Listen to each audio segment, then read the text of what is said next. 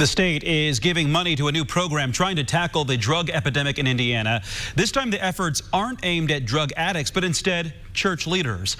Working for you, RTV6's Stephanie Wade explains why the state wants church leaders to get more involved in countering the opioid crisis.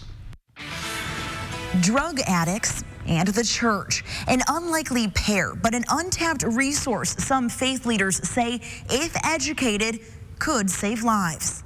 I think the only silver lining from the opioid crisis is that we have no choice but to talk about it. It might be one of the hardest things to say. My son is a heroin addict. I lost my 20-year-old son, Aaron, to a heroin overdose. But these two mothers are no longer afraid. I myself sat in the pews for years and didn't talk about it because I knew the perception that existed. Opioid addiction is real, and it is affecting real Hoosier families. Our numbers are catastrophic, how many deaths there are.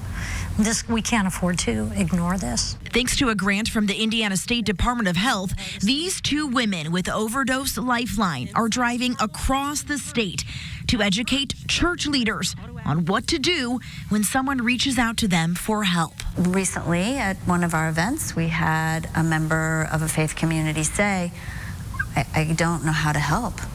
The families are sitting here in silence.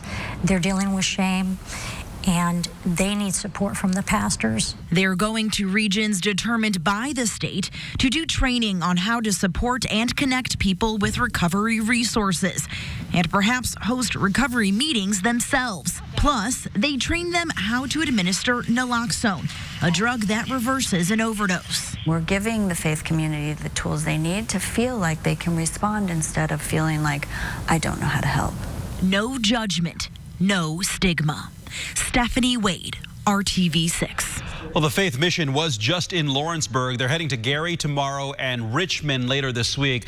Next week, they'll be in Indianapolis. To see a full list of locations and times, head over to our website at theindychannel.com, or you can use the RTV6 app.